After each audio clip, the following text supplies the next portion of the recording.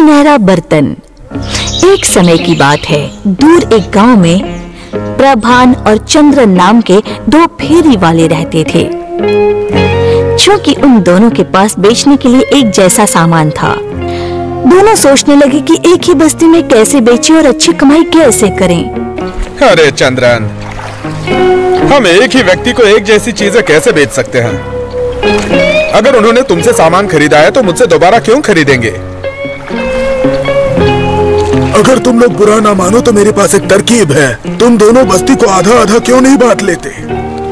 प्रभान, तुम अपना सामान बस्ती के आधे हिस्से में बेचने के लिए जाओ और चंद्रन आधे हिस्से में जाएगा। जब एक बार तुम अपना सामान अपने अपने हिस्सों में बेच दोगे, उसके बाद हिस्से बदलकर किस्मत आजमा लेना। ये तो अच्छी तरकीब है। सलाह के लिए शुक्रिया। परिणाम स्वरूप प्रभान और चंद्रन स्थानीय लोगों को बुलाते हुए अपने अपने भागों में आ गए। चूड़ियां और बर्तन, चमकदार चूड़ियां पहन के हाथ चमकाइए।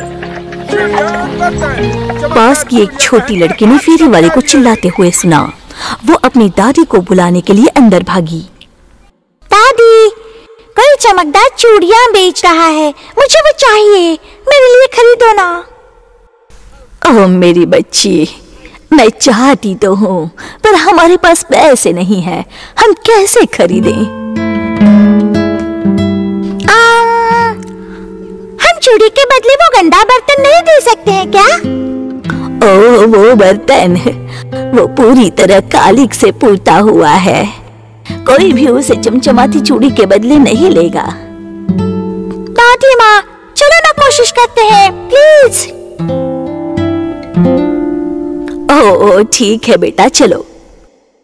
जल्द ही प्रभान लड़की के घर के पास पहुंच गया। हाँ, इधर इधर, मुझे चूड़ी चाहिए। प्रभान ने छोटी लड़की के फटे हुए कपड़े देखे और तुरंत उसे अनदेखा करने का फैसला किया। मेरा समय बर्बाद मत करो छोटी लड़की, तुम ये खरीद नहीं पाओगी। लेकिन पहले तुम मुझे कीमत तो बताओ, फिर देखेंगे। ठीक है। 2 सिक्के बराबर 1 चूड़ी दे दो मुझे और अपनी चूड़ी खरीदो। माफ कीजिए, वैसे हमारे पास तुम्हें देने के लिए कुछ नहीं है, लेकिन अगर तुम अंदर आओगे तो मैं इसके बदले तुम्हें कुछ दे सकती हूँ। हाँ, ठीक है, लेकिन जल्दी करना। मुझे यह सामान उन लोगों को बेचना है जिनके पास इन्हें खरीदने का पैसा है। ये देखो, मेरे पास तुम्हें देने के लिए एक बर्तन है। मेरी पोती को सच में ये गहना चाहिए, तुम ये बर्तन ले लो। ये काली और गंदी चीज, काली की कितनी मोटी परत है इस पर। इसे घिस के देखता हूँ, उम्मीद है कम से कम ये तांबा तो हो। जैसे ही प्रभान ने बर्तन घिसा, काली गिर गई और उस बर्तन का कुछ हिस्सा चमकने लगा। क्या?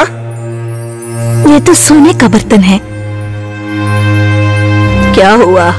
क्या कुछ गड़बड़ है? तुम ये लोगे ना? प्रभान बहुत लालची आदमी था। उसने सोचा, ये तो असली सोना है, ये मुझे बहुत बहुत अमीर कर देगा। मुझे इन्हें बताना नहीं चाहिए कि इसकी कीमत कितनी है, उल्टा यहाँ से जाना चाहिए, बाद में आऊंगा ये बता के। इनको भरोसा हो जाएगा कि ये बर्तन किसी काम का नहीं है और मुझे ये मुफ्त में ही दे देंगे। मैं ये सोच रहा था कि तुम ये बेकार बर्तन मुझे कैसे दे सकती हो। ये किसी काम का नहीं है, इसकी कोई कीमत नहीं है, मुझे नहीं चाहिए ये। ओह देखो, तुम ऐसा कुछ भी मत कहो, ये सुन के मेरी पोती का दिल टूट जाएगा। बस एक चूड़ी की ही तो बात है। एक चूड़ी? मैं इस काले बर्तन के बदले कोई आधी चीज भी नहीं दूंगा। तुमने मेरा बहुत समय बर्बाद कर दिया, मैं अभी तुरंत जाऊंगा। जैसे ही प्रभान वहां से निकल गया, चंद्रन अपनी किस्मत आजमाने वहां पहुंचा। चूड़ियां और बर्तन, चमकदार चूड़ियां पहन के हाथ चमकाइए।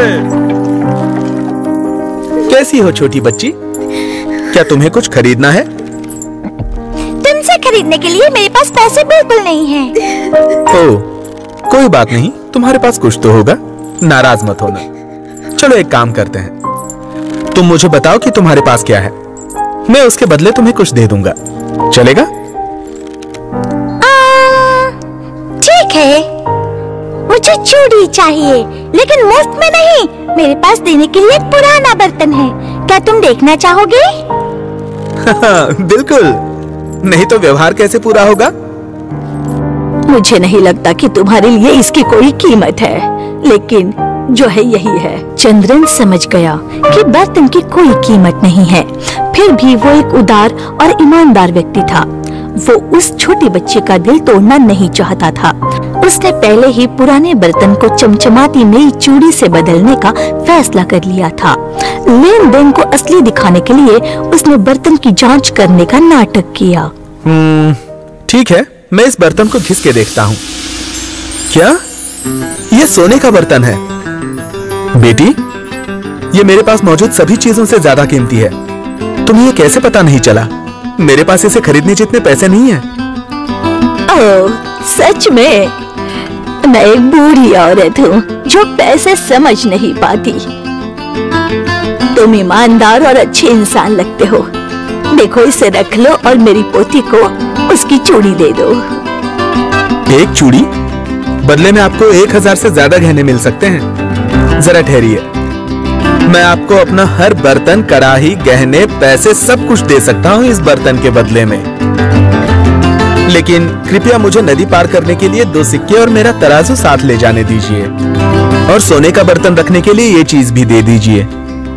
बूढ़ी औरत काफी खुश थी, क्योंकि अब उसके पास कई सारे नए बर्तन थे और उसकी पोती के पास बहुत सारे सुंदर चमचमाते गहने। उन्होंने खुशी खुशी चंद्रन को अलविदा कहा। दिन लगभग खत्म हो चुका था और लालची प्रभावन बूढ़ी औरत और छोटी बच्ची को ठगने के लिए वापस आया। उसे पता भी नहीं था कि उसकी उम्मीदों पर पहले से ही पानी फिर चुका है। सोना, सोना, मैं अमीर बनने जा रहा हूँ। मुझे यकीन है बुढ़िया अब तक सारी उम्मीद खो चुकी होगी। वो खुशी खुशी मुझे सोने का बर्तन मुफ्त में दे देगी। क्या मैं सबसे चतुर फेरी वाला नहीं हूँ? मुझे पता था तुम मेरा बाहर ही इंतजार कर रही होगी। ठीक है, फिर मैंने इरादा बदल लिया है। मैं तुम जैसी छोटी बच्ची को उदास नहीं देख सकता। मैं खरीदूंगा तुम्हारा वो सोने का मेरा मतलब उस गंदे काले बर्तन से था, लेकिन मैं तुम्हें तुम्हारी चूड़ी नहीं दे सकता। हमें तुमसे कुछ नहीं चाहिए। हमने पहले ही हमारा सोने का बर्तन एक होशियार और ईमानदार फेरी वाली को बेच दिया। क्या? तुम बदतमीज हो और अब तुम्हें भी देर हो गई है। वो सिर्फ 2 सिक्के अपना तराजू छोड़कर अपना सब कुछ हमें देकर चले गए। अब वो नदी भी पार कर चुके होंगे। क्या? नहीं, मेरा सोने का बर्तन। चंद्रन सोने का बर्तन पाकर बहुत खुश हुआ। उसका मानना था कि उसका जीवन अब बदलने वाला है। प्रभान को निश्चित ही देर हो गई थी। चंद्रन पहले ही नदी पार कर चुका था। प्रभान गुस्से से चिल्लाया।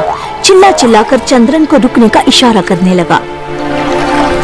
वो चंद्रन से नफरत करने लगा। वो चिल्लाया, लेकिन चंद्रन बहुत आगे निकल चुका था। बस एक बार वापस आओ, वो सोने का बर्तन मेरा है, मेरा सोने का बर्तन। ओह, ये प्रभान है। वो खुशी से उछल रहा है, मुझे ही इशारा कर रहा है। शायद वो जानता है कि क्या हुआ है। देखो वो कितना खुश है मेरे लिए।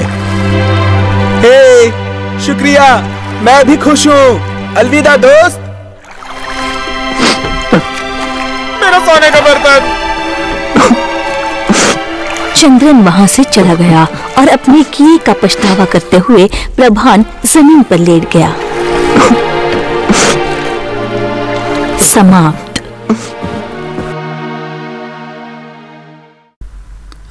पॉलियाना।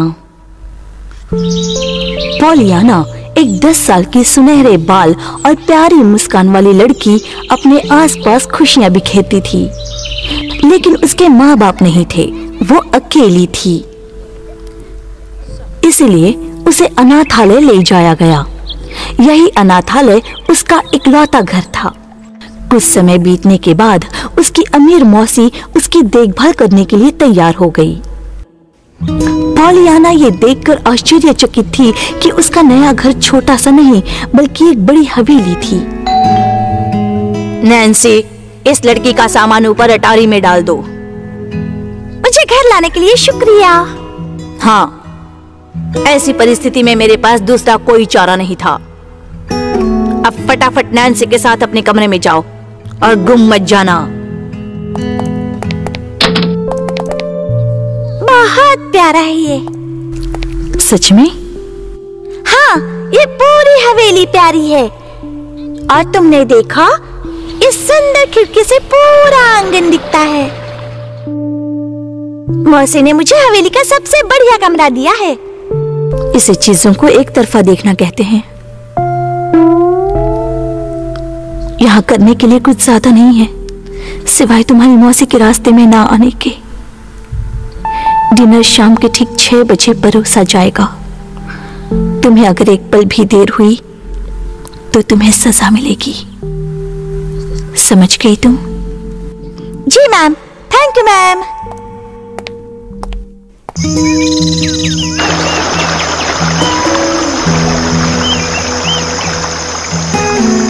कितना प्यारा घर मिला है मुझे। मॉम, डैड, आपको भी यहाँ बहुत अच्छा लगता। 6:02 हो चुके हैं। पॉलियाना, कहाँ हो तुम? Pollyanna, Pollyanna. डिनर 5 मिनट पहले ही शुरू हो चुका है। तुम्हारी मौसी जब तुम्हें पकड़ लेगी तो तुम बहुत बड़ी मुसीबत में पड़ जाओगी। मुझे माफ करना, मैं जरा यहाँ खो गई थी।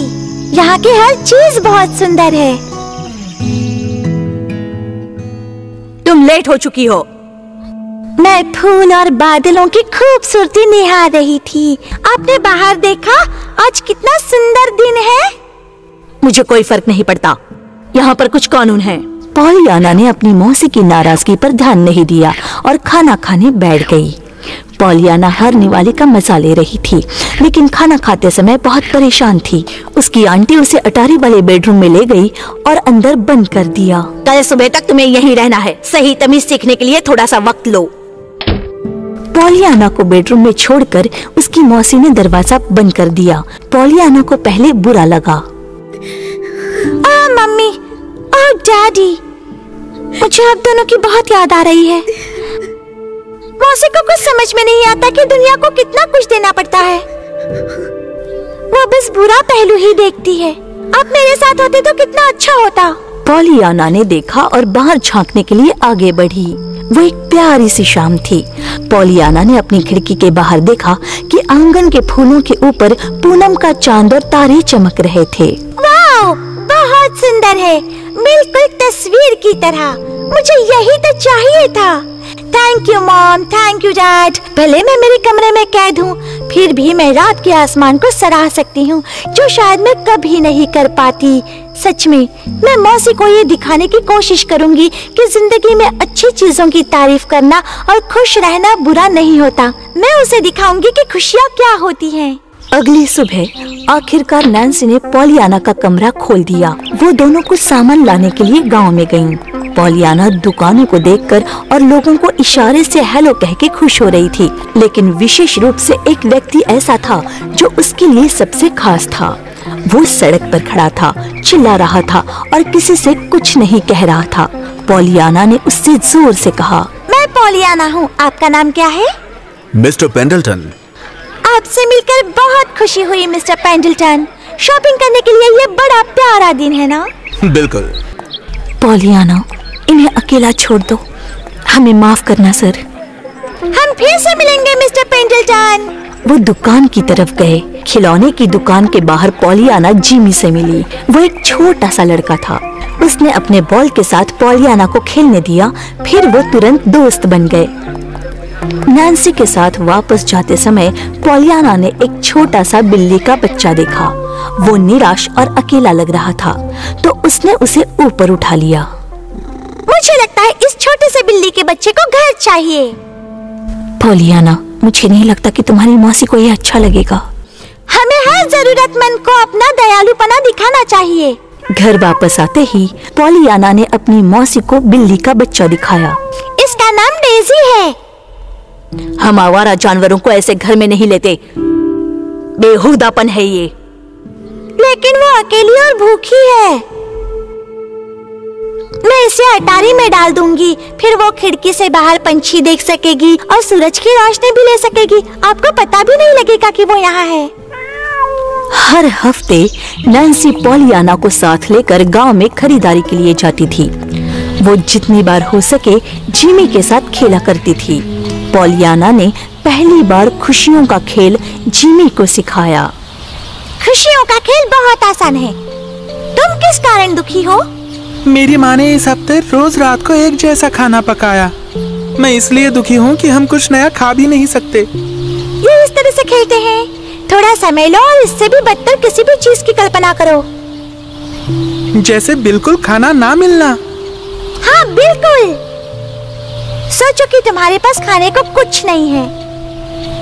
भले एक जैसा खाना है लेकिन तुम्हें खाने को तो कुछ मिल रहा है ना। तुम भूखे तो नहीं हो ना? बिल्कुल सही कहा, मुझे अच्छा लग रहा है। पॉलियाना और जिमी ने खुशियों के खेल का आनंद लिया। पॉलियाना ने अगले 2 हफ्तों में गांव वालों को ये खुशियों का खेल सिखाया। हर कोई उसकी आशावादी सोच से चकित था। एक दोपहर पॉलियाना ने जिमी को अपनी मौसी से मिलाने का फैसला किया। अम्मा से ये जिमी है। आपसे मिलके अच्छा लगा। पॉलियाना, मैंने तुम्हें आवारा जानवरों को घर लाने से मना किया था ना? लेकिन मैं आवारा नहीं हूँ। पॉलियाना की मौसी की बातों से जिमी को बहुत बुरा लगा। वो रोते हुए उस घर से तुरंत बाहर निकल गया। जिमी रुको! पॉलियाना जिमी के पीछे दौड़ी। सड़क पार करने से पहले जिमी ने दोनों तरफ देखा, लेकिन जल्दबाजी में पॉलियाना दोनों तरफ देखना भूल गई। वो जिमी के पीछे भागी और तभी कुछ भयानक घटित हुआ। दुर्घटना के बाद पॉलियाना ने काफी समय अस्पताल में बिताया। बिस्तर पर होते हुए भी पॉलियाना ने अपना रवैया बनाए रखा। उसने नर्स और डॉक्टरों को भी खुशियों का खेल सिखाया। वो सब मुस्कुराते और हंसते। बस उसकी मौसी ही एक थी जिसे ये खेल खेलना नहीं आता था। पॉलियाना, तुम ये खुशियों वाला रवैया कैसे बनाए रखती हो? तो खुशियों का खेल है। मैंने इसके बारे में कभी नहीं सुना। मैं आपको सिखा सकता हूँ। मिस्टर पेंडल्टन ने पॉलियाना की दुर्घटना के बारे में सुना और जितनी जल्दी हो सके उतना जल्दी वो अस्पताल आए। तकरीबन 2 हफ्तों से ज्यादा वो पॉलियाना के पास ही उसकी मौसी और नैन्सी के साथ बैठे रहे। वो और पॉलियाना हर बात पर चर्चा करते थे और अच्छे दोस्त बन गए थे। एक दिन उन्होंने पॉलियाना को एक रहस्य बताया। मैं तुम्हारी माँ को जानता था। सच में? हाँ, मुझे तुम में वही नजर आती है। ये तो बहुत अच्छी बात है। मेरे पास मेरी जरूरत से ज्यादा पैसा है। तुम मेरे साथ रहना पसंद करोगी? मैं तुम्हारा ख्याल रख सकता हूँ। तुम्हें फिर से चलने की हम ट्रेनिंग दे सकते हैं। अरे वाह! मुझे तो विश्वास ही नहीं होता कि मैं कभी मेरी मौसी को छोड़ पाऊंगी। लेकिन मुझे लगता है कि कोई और है जिसे सच में आपकी मदद की जरूरत है। मिस्टर पेंडल्टन पॉलियाना से दूसरे दिन मिलने का वादा करके उस दिन निकल गए। पॉलियाना ने मिस्टर पेंडल्टन के प्रपोजल के बारे में अपनी मौसी को बताया। फिर मौसी और नैन्सी की आंखों में आंसू आ गए, ये जानकर कि वो उन्हें छोड़कर नहीं जाएगी। मैं अब समझ गई हूँ पॉलियाना, तुम बादल और बरसात से घिरी दुनिया में रोशनी की एक किरण हो। हम सभी तुमसे प्यार करते हैं। जिंदगी में खुशी की कला सिखाने के लिए तुम्हारा शुक्रिया। तुम्हारे साथ बिताया हुआ हर पल हमें खुशी देता है। मिस्टर पेंडल्टन ने अपने पैसे पॉलियाना को फिर से चलने में मदद करने वाले एक प्रोफेशनल फिजिशियन पर खर्च किए। कुछ महीनों की प्रैक्टिस के बाद पॉलियाना अपनी मौसी और नैन्सी के साथ घर वापस लौटी। मिस्टर पेंडल्टन जिमी से मिले और पॉलियाना से किए वादे के मुताबिक उन्होंने जिमी को असिस्टेंट के तौर पर काम पर रखा। जिमी ने उनसे बहुत कुछ सीखा और अपने परिवार को ज्यादा पैसे देने में सक्षम हुआ। डियर मॉम एंड डैड, मुझे आपकी रोज याद आती है। मौसी अब जिंदगी के खूबसूरती की सराहना करना सीख चुकी है। जिमी और मिस्टर पेंडल्टन साथ में बहुत खुश हैं और मैं अब चल भी सकती हूँ। डेज़ी बिल्ली दुनिया की सबसे प्यारी पेट है और मुझे बहुत खुशी होती है। यह आपका एहसान है कि आपने मुझ में आशावादी और खुश रहने का जज्बा पैदा किया। अगर मैं अपनी चलने की क्षमता नहीं खोती तो मुझे कभी एहसास नहीं होता कि खुद के बल पर चलना कितना बड़ा आशीर्वाद है। सच्चे प्रेम के साथ आपकी बेटी पॉलियाना। समाप्त। अड़ियल लाल जूते। एक समय की बात है, इस दुनिया में कहीं दूर जगह पर कैरेन नाम की प्यारी सी छोटी लड़की रहती थी। वो एक खुश मिजाज लड़की थी जो अपनी माँ के साथ एक छोटे से घर में रहती थी। उसका इंटरेस्ट जिस चीज में होता वो हर उस चीज के बारे में पूछती। आसमान में ये छोटी छोटी रोशनियाँ क्या है माँ? कैरेन, वो तारे हैं बेटा। हर कोई जो धरती पर रहता है वो आखिरकार तारा बन जाता है और आसमान में हमेशा के लिए चमकता है। कैरेन के पास बस एक ही खिलौना था, एक ही कपड़ा था और बाहर जाने के लिए बस एक जोड़ी लकड़ी के स्लीपर्स थे। उसकी माँ ने उसके लकड़ी के स्लीपर्स सजाए थे, फिर भी वो कुछ खास नहीं दिखते थे, लेकिन फिर भी उसके पास वही एक जोड़ी थी। कैरेन की माँ एक दिन बहुत बीमार हो गई। तब कैरेन उसकी माँ के लिए दवा लाने के लिए शहर गई। उसे जाते समय रास्ते के किनारे एक बक्से में लाल जूतों की एक जोड़ी मिली। वो इतने चमकदार थे कि कैरेन उन्हें अपने साथ घर ले जाने से रोक नहीं पाई। माँ देखो ना, मुझे ये रास्ते के किनारे पर मिले। ये सुंदर है ना? मेरे लिए परफेक्ट है। कैरेन, ये किसी और के हो सकते हैं बेटा, तुम्हें ये अभी वापस करने होंगे।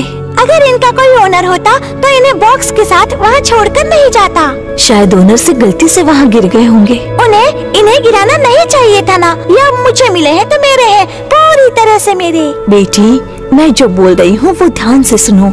शायद अभी मैं तुम्हारे लिए जूतों की नई जोड़ी नहीं खरीद सकती, बस इसी वजह से तुम किसी और के जूते पहनो, ये अच्छा नहीं लग रहा। देखो, अड़ियलपना मत करो, वादा करो ये लाल जूते तुम नहीं पहनोगी।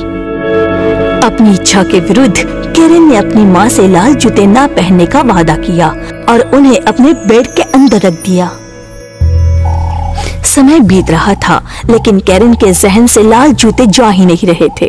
माँ समझ नहीं रही है, इतने सुंदर जूते अगर रास्ते पर छोड़े गए हैं तो शायद इनकी जरूरत किसी को होगी ही नहीं। हफ्ते भर बाद बीमारी की वजह से कैरेन की माँ गुजर गई।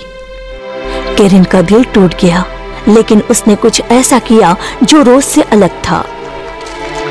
दूसरे दिन उसने अपनी माँ के अंतिम संस्कार में वो लाल जूते पहने। जो लोग अंतिम संस्कार में आए थे वो कैरेन के जूतों से अपनी नजरें हटा नहीं पा रहे थे। वो लाल जूते कैसे पहन सकती है? ये बहुत ही अपमानजनक है। और वो भी अंतिम संस्कार में।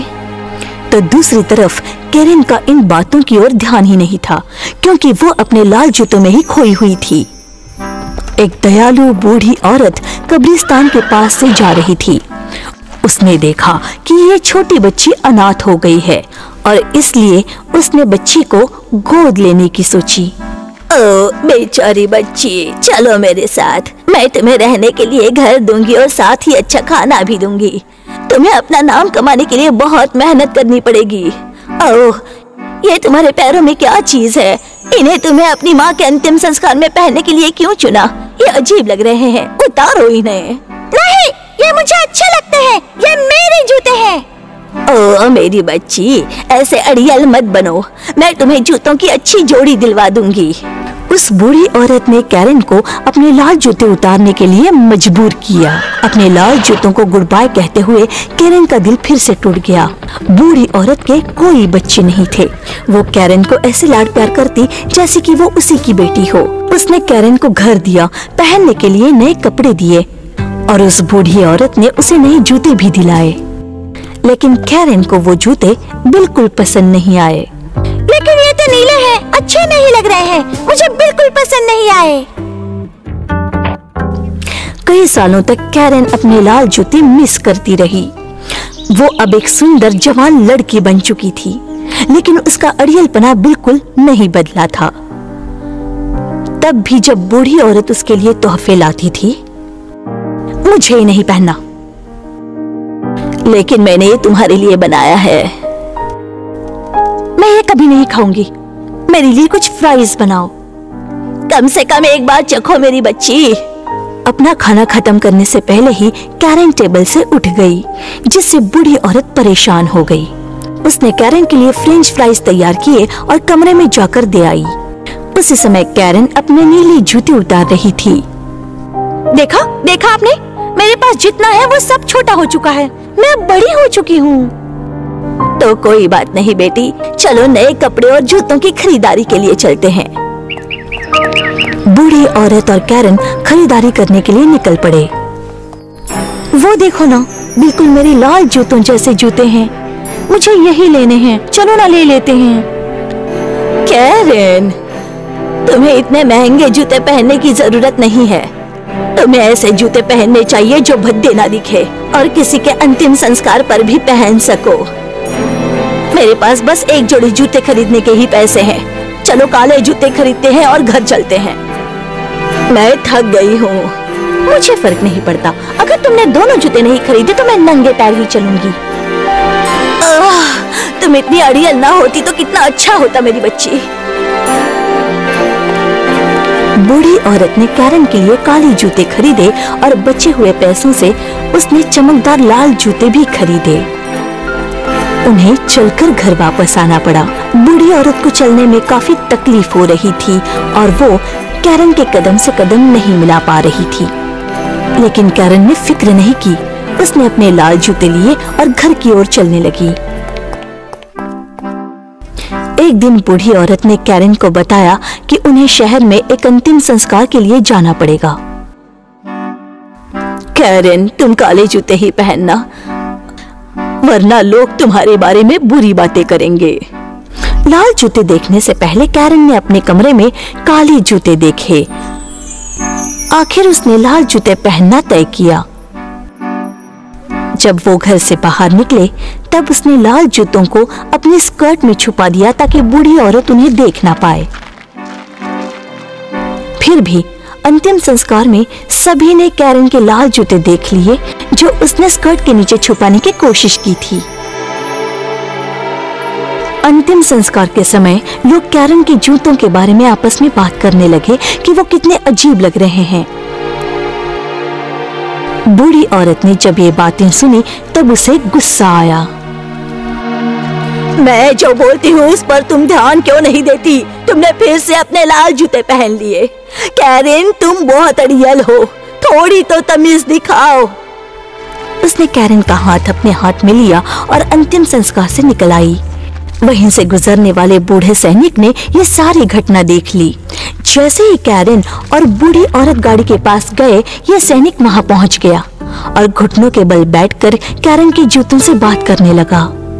अड़ियल बने रहो, बिल्कुल अपने मालिक की तरह, और डांस करते समय चिपक के रहो। फिर सैनिक ने कैरन के पैरों को झटका दिया। अरे सर, प्लीज खड़े हो जाइए, आप क्या कर रहे हैं? ओह, मैं बस तुम्हारे प्यारे लाल डांसिंग जूते देख रहा था। तुम जरूर बेहतरीन डांसर होगी। कैरन बहुत खुश हुई। वो सैनिक को इम्प्रेस करना चाहती थी कि वो एक बेहतरीन डांसर है। उसने बूढ़ी औरत के साथ गाड़ी में बैठने से पहले डांस करना शुरू किया। लेकिन ओह, अरे रे, मैं डांस रोक क्यों नहीं पा रही हूँ? मेरे पैर रुक क्यों नहीं रहे हैं? ये मुझे क्या हो रहा है? कैरन, तुम क्या कर रही हो? वापस यहाँ आओ। फिर भी कैरन गाड़ी के काफी आगे निकल चुकी थी। लाल जूते उसकी बिल्कुल भी नहीं सुन रहे थे। वो उसे जंगल तक लेकर गए, वो उसे पहाड़ों में भी ले गए और वो डांस और बस डांस ही किए जा रहे थे। कैरन के पैर अब दर्द हो रहे थे। उसकी पीठ डांस करने से दर्द हो रही थी। वो ना खा पा रही थी और ना सो पा रही थी। उसे उसके घर की और बिस्तर की याद आने लगी और बूढ़ी औरत की भी याद आने लगी। लेकिन जूते रुक ही नहीं रहे थे। वो दिन रात लगातार डांस ही कर रही थी। प्लीज मेरी मदद करो, मैं थक चुकी हूँ। लेकिन उसकी मदद के लिए कोई नहीं आया। कैरन बहुत डर गई। जब जूते कांटेदार झाड़ियों में कैरन को ले गए, उसके पैर बुरी तरह से घायल हो गए। अंत में कैरन किसी तरह वो लाल जूते उतारने में कामयाब हो गई। अब जूते उसके पैर में नहीं थे, फिर भी वो डांस कर रहे थे। कैरन के पैर अब जख्मी हो गए थे। वो लाठी की मदद के बिना खड़ी नहीं हो पा रही थी।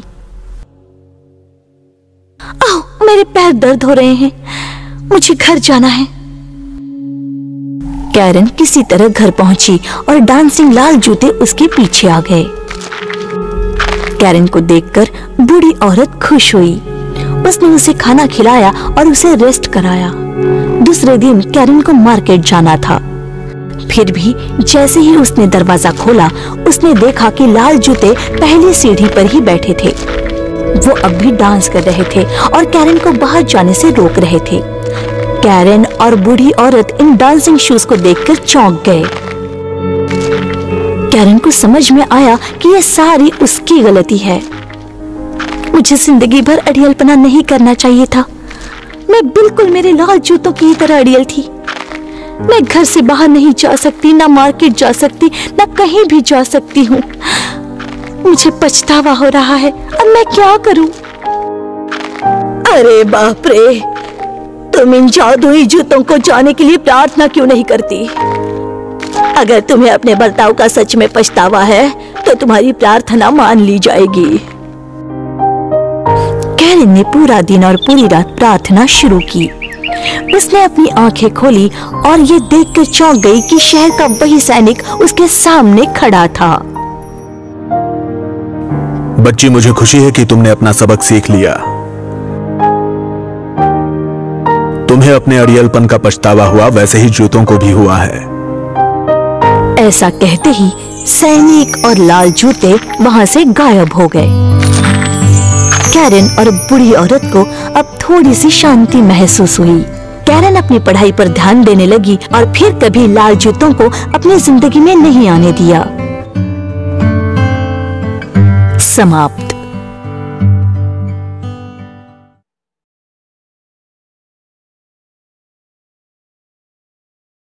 एक जमाने में एक किसान रहता था जिसके पास बहुत सारी मुर्गियां थी। सारे मुर्गी के चूजे बहुत ही गोल मटोल थे, लेकिन एक चूजा अपने भाइयों बहनों से बहुत ही अलग था। वो इतना अजीब दिखता था कि जब वो अंडे में से पहली बार बाहर आया तब उसे देखकर उसकी माँ भी चिल्लाने लगी, क्योंकि उसे लगा चूजा आधा ही है। उसे सिर्फ एक पैर था, एक ही पंख था और उसका सर भी आधा था और आधी ही चोंच थी। उसे देखकर उसकी माँ ने दुख से सर हिलाते हुए कहा, मेरा सबसे छोटा बच्चा आधा ही है। वो अपने भाइयों बहनों की तरह कभी भी आकर्षक मुर्गा नहीं बन पाएगा। और तब से वो उसे अधूरा चूजा कहकर पुकारने लगी। ये चूजा अजीब और लाचार होने के बावजूद अपने माँ के सुरक्षित पंखों तले नहीं रहना चाहता था। ये बात माँ ने जान ली। दिखने में वो अपने भाइयों बहनों से जितना अलग था, उतना ही बर्ताव करने में भी था। बाकी सारे चूजे माँ की आज्ञा का पालन करते, लेकिन जब माँ उसे अपने पास बुलाती तब अधूरा चूजा ऐसा बर्ताव करता मानो उसने माँ की बात सुनी ही नहीं। जैसे वो बड़ा होते गया, वो और भी ज्यादा आजाद और शैतान होते चला और वो अक्सर अपनी माँ के साथ बुरा बर्ताव करता और दूसरे चूजों पर अक्सर गुस्सा निकालता। एक दिन वो काफी देर तक बाहर भटकता रहा। वापस आने पर वो हमेशा की तरह कूदते और लात मारते हुए अपने माँ के पास जा पहुँचा और अपनी एक आंख से उसे घूरते हुए कहने लगा, माँ, इस बेकार से खेत में रहकर मैं बिल्कुल उब चुका हूँ। सामने मक्के के खेत के अलावा देखने के लिए कुछ भी नहीं है। मैं शहर जा रहा हूँ राजा से मिलने। शहर जाओगे अधूरे चूजे? लेकिन क्यों?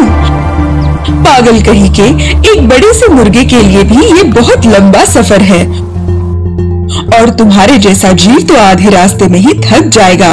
नहीं नहीं, तुम अपनी माँ के साथ घर पर ही रहोगे और किसी दिन जब तुम बड़े हो जाओगे तब हम साथ में सफर पर निकलेंगे। लेकिन अधूरे चूजे ने अपना मन पहले ही बना लिया था और वो माँ की सलाह मानने के लिए तैयार नहीं था। इस छोटी सी गंदी सी जगह में हम इतने सारे ठूस ठूस कर रहते हैं, यह भी कोई बात है? जबकि मेरा खुद का एक आंगन मेरी राह देख रहा है राजा के महल में। और अपने पैर को पटकते हुए वो राजा के महल की तरफ जाने लगा। याद रखना, जिससे भी मिलो अच्छे से और प्यार से पेश आना, माँ ने उसके पीछे भागते हुए कहा।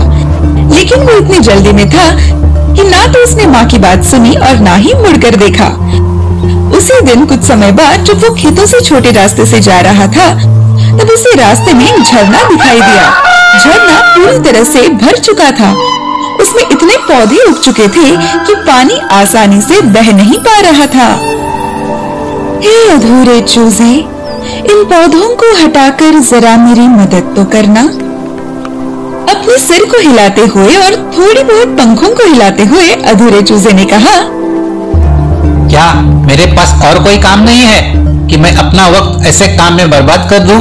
खुद का काम खुद करो और मेरे जैसे कीमती और व्यस्त मुसाफिर को तकलीफ देना बंद करो। मैं शहर जा रहा हूँ राजा से मिलने। और पैर को पटक कर अधूरा चूजा निकल पड़ा। कुछ देर बाद वो आग के पास आया जो कुछ मुसाफिरों ने शायद लगाई थी। वो बहुत ही धीमे से जल रही थी और बहुत जल्द बुझने वाली थी। हे अधूरे चूजे, कुछ मिनटों में मैं बुझ जाऊंगा। क्या तुम मुझ पर कुछ सूखे पत्ते डाल सकते हो? मेरी मदद करो वरना मैं मर जाऊंगा। मेरे पास करने के लिए दूसरे काम है। तुम खुद ही तिनके जमा करो, मुझे तंग मत करो। मैं बड़े शहर जा रहा हूँ राजा से मिलने। और वो पैर पटक कर निकल पड़ा। अगली सुबह जैसे ही वो शहर के करीब जाकर पहुंचा, रास्ते में उसे एक बलूत का पेड़ लगा जिसकी शाखाओं में हवा अटकी पड़ी थी और फंस चुकी थी। हे अधूरे चूजे, यहाँ ऊपर आकर मुझे इन शाखाओं से मुक्त करो। मैं मुक्त नहीं हो पा रहा हूँ, मेरा दम घुट रहा है। तुम्हें वहाँ ऊपर जाने के लिए किसने कहा था? तुम्हारी मदद करने में मैं अपनी सुबह बर्बाद नहीं कर सकता। अपने आप को वहाँ से बाहर निकालो और मेरा समय बर्बाद मत करो, क्योंकि मैं शहर जा रहा हूँ राजा से मिलने। और अधूरा चूजा उछलकर पैर पटककर वहाँ से निकल पड़ा और अब उसे ऊंची इमारतों से भरा बड़ा सा शहर भी दिखने लगा था। शहर में आते ही उसे एक बड़ा सा शानदार महल दिखाई दिया जिसके सामने पहरेदार खड़े थे। उसे यकीन हो गया कि यही राजा का महल है और उसने सामने वाले दरवाजे के ऊपर छलांग मारकर फिर राजा के आने की राह देखने की ठान ली। लेकिन जैसे ही वो पीछे की खिड़की के सामने से उछला, तब राजा के रसोइये ने उसे देख लिया। अरे, मैं तो इसी की तलाश में था। राजा ने अभी अभी मुझे संदेश भेजा है कि रात के खाने में वो मुर्गे का शोरमा खाना चाहते हैं। और खिड़की खोलकर उसने अपना हाथ बाहर निकाला, अधूरे चूजे को पकड़ा और आंच पर रखे हुए मटके में उसे डाल दिया। पानी मटके के अंदर और अधूरे चूजे के सिर के ऊपर से जाने लगा, जिससे उसके पंख एक तरफ चिपक गए। पानी, पानी! वो लाचार होकर चिल्लाने लगा, मुझ पर दया करो और मुझे इस तरह डूबने मत दो। क्यों अधूरे चूजे?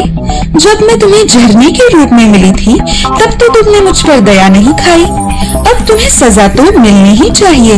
फिर आंच बढ़ने लगी और अधूरे चूजे का बदन जलने लगा और वो मटके की एक तरफ से दूसरी तरफ कूदने लगा। उस आग की गर्मी से बचने के लिए वो दर्द से चिल्लाने लगा, आग, आग! इस तरह मुझे मत जलाना। तुम्हें अंदाजा नहीं कि कितना दर्द होता है। अरे अधूरे चूजे, जब मैं जंगल में बुझने वाला था तब तूने मेरा दर्द तो नहीं समझा। अब तुम्हें सजा तो मिलेगी ही। आखिर में जब अधूरे चूजे का दर्द इतना बढ़ा तो उसे लगा अब वो मर जाएगा। अब वो रसोइये ने मटके का ढक्कन उठाकर खाना तैयार हुआ है या नहीं ये देखने के लिए अंदर झांका, तब वो डर के मारे चिल्लाया, देखो तो, ये मुर्गा तो किसी काम का नहीं, ये तो आधा अधूरा है। मैं इसे शाही थाली में नहीं परोस सकता। और खिड़की खोलकर उसने अधूरे चूजे को रास्ते पर फेंक दिया। लेकिन जोर से हवा चलने लगी और अधूरे चूजे को इस तरह घुमाने लगी कि उसका सांस लेना भी मुश्किल हो गया। अरे हवा! आखिरकार उसने कहा, अगर मैं ऐसे ही घूमता रहा तो तुम मुझे मार दोगे। मुझे एक पल आराम करने दो, वरना। लेकिन हवा इतनी तेज थी कि वो अपनी बात पूरी भी नहीं कर पाया। क्यों अधूरे चूजे? जब मैं पेड़ की शाखाओं में फंस गया था तब तुमने मेरी बात नहीं सुनी। अब तुम्हें सजा तो मिलेगी ही।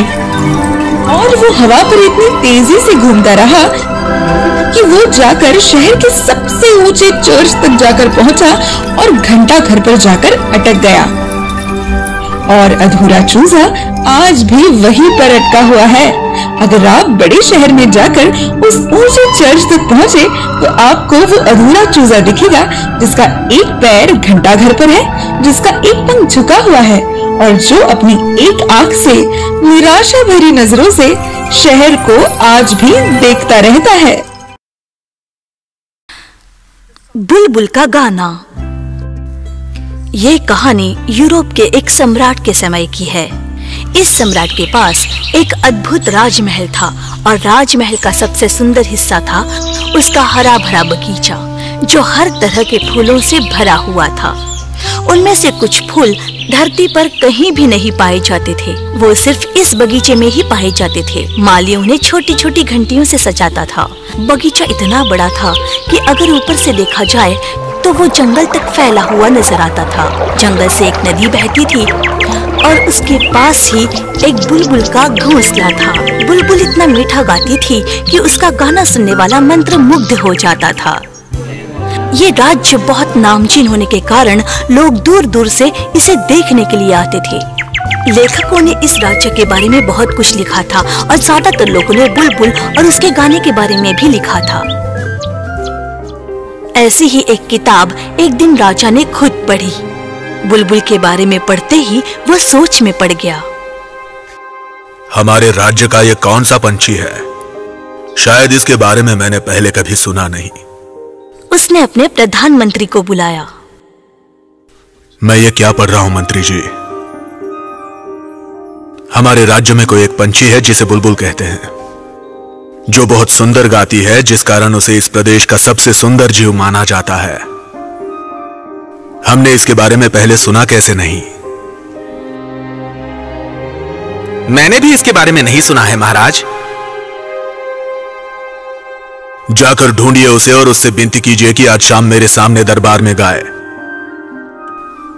महाराज, यह बड़ी प्रशंसनीय बात है कि लेखकों ने एक पंछी को अपने मन मुताबिक जीव के हिसाब से लिख दिया, लेकिन असलियत में ऐसा कोई पंछी है ही नहीं महाराज। नहीं, यह किताब मुझे भारत के राजा ने भेजी है। इसमें लिखा हुआ कुछ भी झूठ नहीं हो सकता। हमें बुलबुल का गाना सुनना है। उसे शाम तक हमारे पास लाइए, वरना पूरे राज्य को सजा मिलेगी। जैसा आप कहे महाराज। ऊपर नीचे दाएं बाएं महल में मिलने वाले हर इंसान से प्रधानमंत्री ने पूछा, लेकिन किसी ने भी बुलबुल के बारे में सुना नहीं था। उससे जो भी मिलता उसे उसने पूछना जारी रखा। अंत में वो एक छोटी लड़की से मिला। बुलबुल, हाँ मैंने उसे देखा है। मैंने उसे गाते हुए भी सुना है। वो नदी के पास रहती है। वो दोनों जंगल के उस इलाके में पहुंच गए जहाँ वो आमतौर पर गाया करती थी। बुलबुल ने गाना शुरू किया। तब छोटी लड़की ने कहा, देखिए, उधर देखिए, ये वही पंछी है।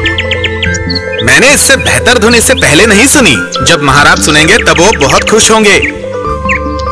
राजमहल आ जाओ मेरी प्यारी बुलबुल। महाराज ने तुम्हें गाना सुनाने की विनती की है। महाराज की विनती मेरे लिए सम्माननीय है। मैं भी तुम्हारे साथ चलूंगी। बुलबुल को साथ लेकर वो राजमहल की ओर चल पड़े।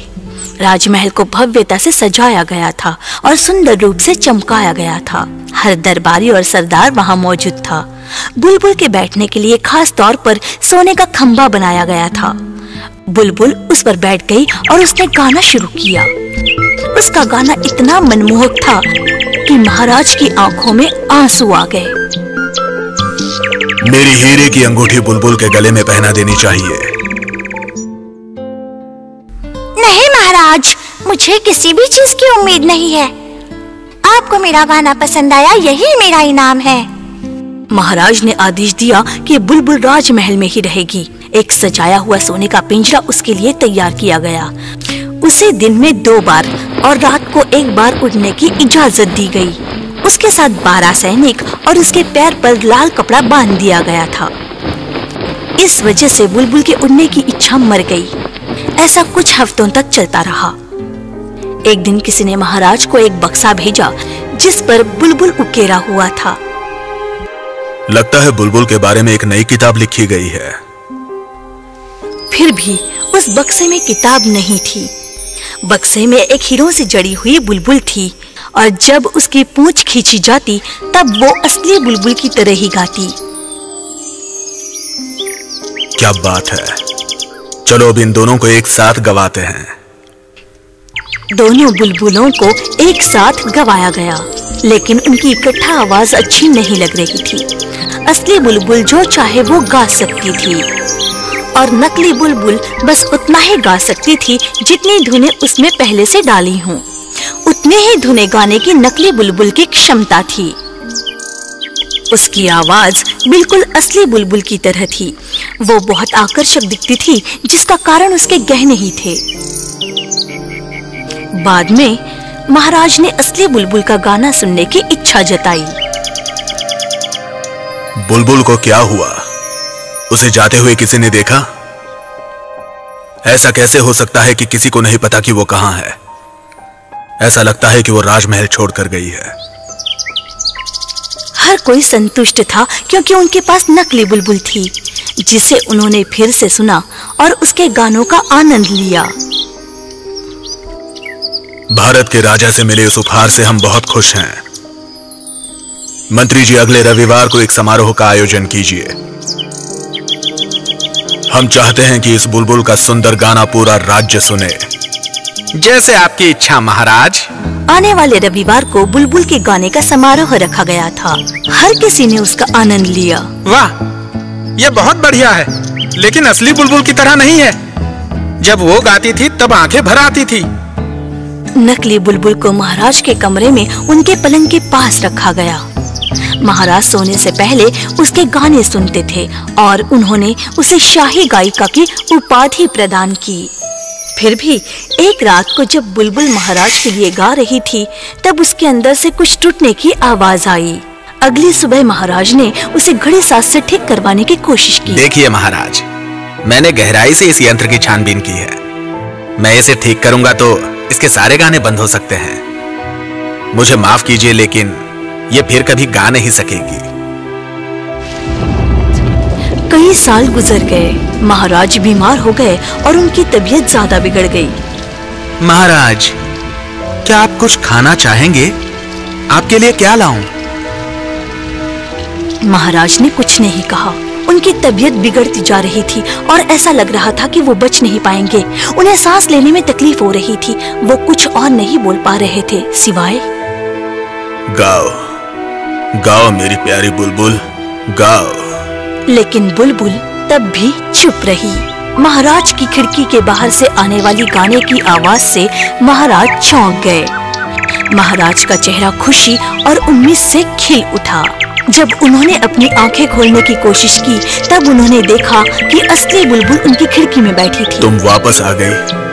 गाओ, गाओ मेरी प्यारी बुलबुल। तुम्हारा बहुत बहुत शुक्रिया, बहुत बहुत शुक्रिया मेरी प्यारी बुलबुल। तुम मुझे छोड़ के क्यों चली गई, लेकिन आज वापस लौटकर तुमने मुझे नई जिंदगी दी है।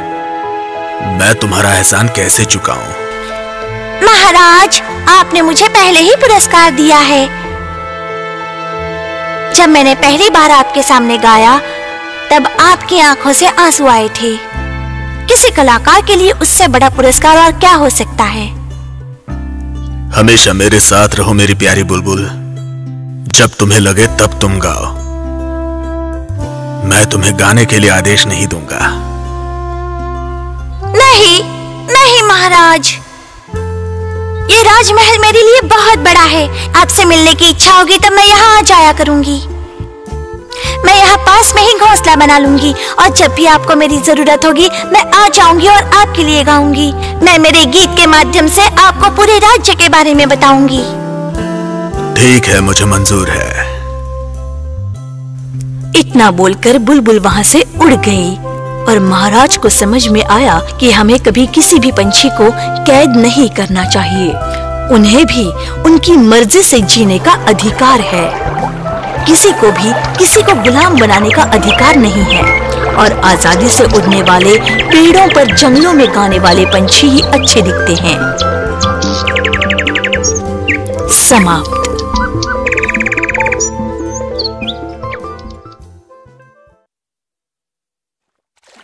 जादुई चेहरा।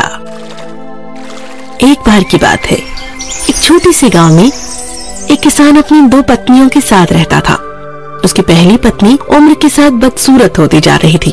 इसीलिए उसने दूसरी खूबसूरत महिला से शादी कर ली। उसकी पहली पत्नी का नाम स्टेला और दूसरी का नाम बेला था। सब कुछ बिल्कुल सामान्य चल रहा था। ये जीवन अपनी धारों के साथ आगे बढ़ता जाता है। दिन और रात आगे बढ़ रहे थे। साल और साल बीत गए और फिर एक दिन आया जब बेला को अपनी सुंदरता पर बहुत गर्व होने लगा और वो स्टेला के प्रति कुंद, अहंकारी और बुरा व्यवहार करने वाली बन गई। मेरे मेकअप किट को किसने छुआ? अरे क्या हुआ, मैंने कल इसका इस्तेमाल किया था। अगर तुम्हें ये पसंद नहीं है।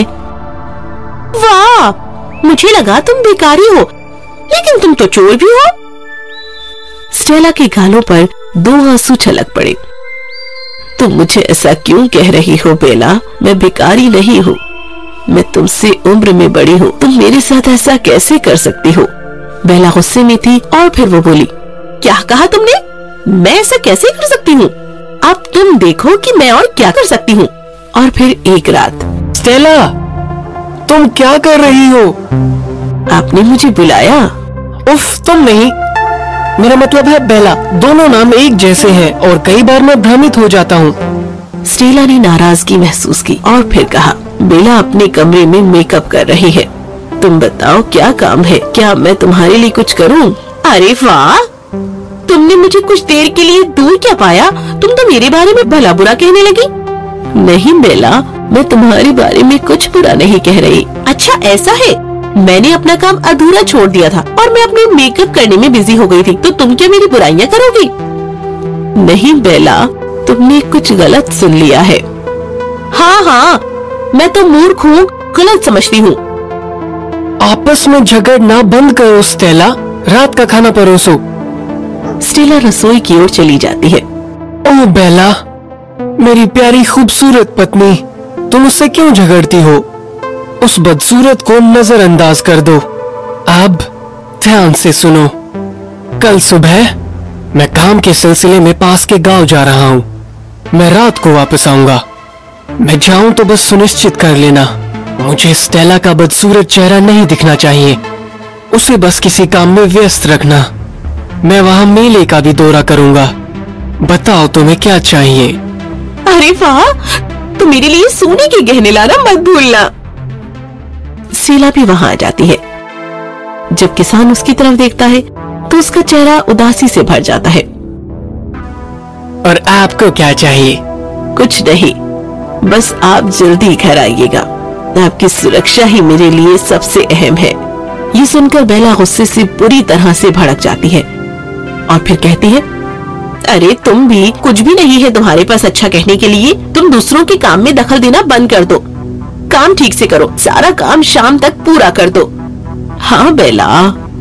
स्टेला को बहुत बुरा लगता है और वो अपने काम करने चली जाती है।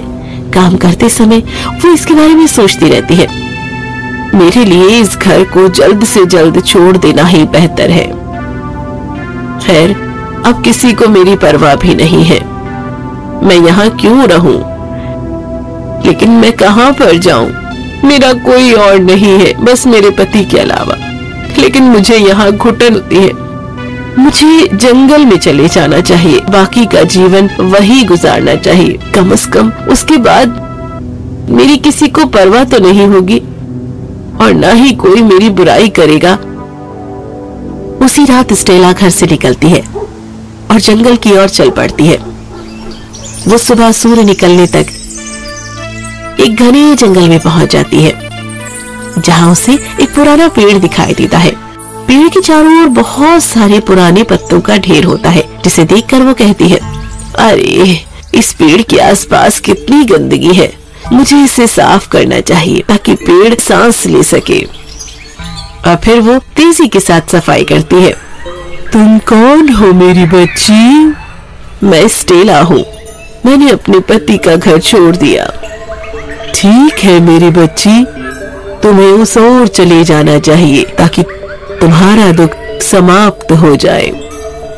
वो ठीक उसी रास्ते पर चली जाती है और वो देखती है कि वहाँ एक केले का पेड़ है और उसके फलों के कारण वो बुरी तरह से मुड़ा हुआ है। अरे इस पेड़ को तो सहारे की जरूरत है, कैसे इसकी मदद करूं? हाँ, मुझे इसे सहारा देने के लिए कुछ करना चाहिए। और फिर वो उसकी मदद करती है। अरे वाह, धन्यवाद। तुम्हें इस ओर जाना चाहिए, वहाँ तुम्हें एक जादुई झील मिलेगी। बस उसमें एक बार तुम डुबकी लगाओगी, तुम्हारा भाग्य बदल जाएगा। धन्यवाद पेड़। इसीलिए वो उस रास्ते पर चली जाती है और जल्दी ही उसे एक जादुई झील दिखाई देती है। और जैसे ही उसमें डुबकी लगाती है, वापस तैरकर किनारे पर आती है, वो एक युवा और सुंदर युवती में बदल जाती है।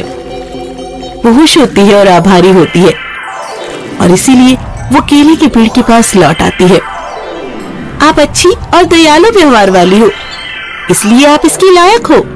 मेरी एक शाख तोड़ लो और जब भी तुम्हें भूख लगे तुम इस शाख से मनचाहा स्वादिष्ट भोजन प्राप्त करोगी। अब तुम अपने घर लौट जाओ और सुख से रहो। धन्यवाद पेड़। जैसे ही वो बूढ़े पेड़ के पास से गुजरी, वो उसे कुछ कहकर रोक देता है। मेरी बच्ची, तुम एक अच्छी दिल वाली इंसान हो।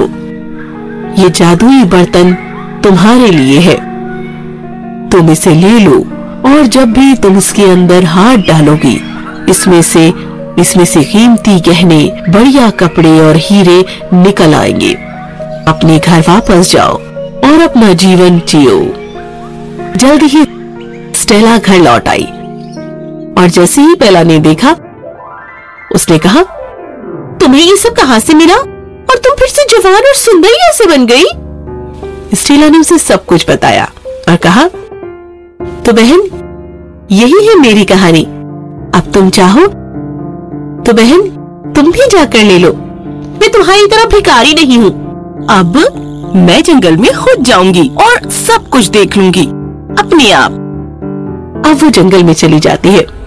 जल्दी ही उसे वो पुराना पेड़ दिखाई देता है, लेकिन वो वहाँ पर नहीं रुकती और सीधे केले के पेड़ की तरफ चली जाती है, जो बहुत ही मुड़ा हुआ और झुका होता है। अरे सुनो, वो जादुई झील कहाँ है? मैं आपको बताऊंगा, लेकिन पहले आपको मेरी मदद करनी होगी, नहीं तो मैं टूट जाऊंगा। अब ये मेरी समस्या नहीं है, तुम बताओ कि वो जादुई झील कहाँ है, नहीं तो मैं खुद तुम्हें तोड़ दूंगी। और फिर वो आगे के रास्ते की तरफ बढ़ जाती है, जहाँ जादू की झील होती है। वो उस झील में डुबकी लगाती है और फिर वो पहले से ज्यादा सुंदर हो जाती है। लेकिन वो लालची होती है और फिर कहती है, अगर एक डुबकी से मैं इतनी सुंदर हो गई हूँ तो क्या होगा, मैं एक डुबकी और लगा लूं। और वो डुबकियां लगाती जाती है और फिर उसके जैसा कोई बदसूरत नहीं था। वो बुरी से और बुरी होती जाती है और वो बूढ़ी दिखने लगती है। क्या लगाती जाती है, वो बुरी से और बुरी होती जाती है और जल्दी ही वो 100 साल की बूढ़ी जैसी दिखने लगती है। और फिर डुबकियां लगाते लगाते वो वहीं मर जाती है। एक बार फिर किसान वापस अपने घर आता है। वो स्टेला को देखता है और जब उसे बेला नजर नहीं आती है तो वो बहुत खुश होता है कि अब वो चली गई है। और उसके बाद वो दोनों खुशी खुशी रहने लगते हैं। कहानी समाप्त हुई। जादुई सेब का पेड़। एक समय की बात है जब परियों और राजाओं के जमाने में ट्यून नाम का एक स्वार्थी आदमी रहता था, जिसकी 3 बेटियां थी। बड़ी बेटी का नाम था मोनो, क्योंकि उसकी एक ही आंख थी। दूसरी का नाम था स्टीरियो, क्योंकि वो साधारण थी। और तीसरी डॉल्बी, क्योंकि उसकी 3 आंखें थी। चूंकि दूसरी बहन दिखने में बहुत ही साधारण थी, इसलिए उसकी बहनें उसे दुत्कारती और पिताजी उसका द्वेष करते। उसे पहनने के लिए पुराने कपड़े दिए जाते, खाने में भी बचा हुआ खाना मिलता। एक बार हुआ यूं कि स्टीरियो को जंगल में उनकी बकरी की देखभाल करने के लिए जाना पड़ा और उसे बहुत भूख लगी, क्योंकि उसकी बहनों ने उसे बहुत ही कम खाना दिया था। वो एक पहाड़ी पर बैठ गई और रोने लगी। फिर वहाँ एक अच्छी जादूगरनी आई और उसने कहा, तुम रो क्यों रही हो स्टीरियो? क्योंकि आम लोगों की तरह मेरी 2 आँखें हैं, इसलिए मेरे पिताजी और मेरी बहनें मुझसे नफरत करते हैं और मुझे ठीक से खाना तक नहीं देते। आज मुझे इतना कम खाना मिला है कि मैं अब तक भूखी हूँ। मैं तुम्हारी बकरी को एक जादुई बकरी में बदल दूंगी। फिर हर बार जब भी तुम अपनी छोटी काली बकरी से कहोगी, छोटी सी बकरी खाना दो, भूख मेरी तुम मिटा दो, और तुरंत बकरी नाचने लगेगी और तुम्हारे सामने खाने से भरा टेबल प्रकट होगा, जिससे तुम जितना चाहे खा सकती हो। और जब तुम्हारा पेट भर जाए तब तुम्हें कहना होगा, छोटी बकरी अब रुक जाओ, पेट भर गया, अब खाना लेकर जाओ। इतना कहकर जादूगरनी गायब हो गई और स्टीरियो गाने लगी, छोटी सी बकरी खाना दो, भूख मेरी तुम मिटा दो। और तुरंत ही काली बकरी नाचने लगी और स्वादिष्ट खाने और पकवानों से भरा एक टेबल सामने प्रकट हुआ।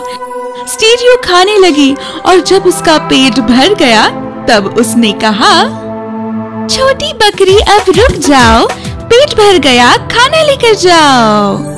और सब कुछ तुरंत गायब हो गया। शाम होते ही वो अपनी बकरियों के साथ घर गई और उसे एक मिट्टी की थाली दिखी जो उसकी बहनों ने उसके लिए छोड़ी थी, जिसमें उसका झूठा खाना था। उसने खाने को हाथ नहीं लगाया। एक दो बार तो बहनों ने इस चीज को नजरअंदाज कर दिया, लेकिन अब तीसरे दिन भी उसने यही किया।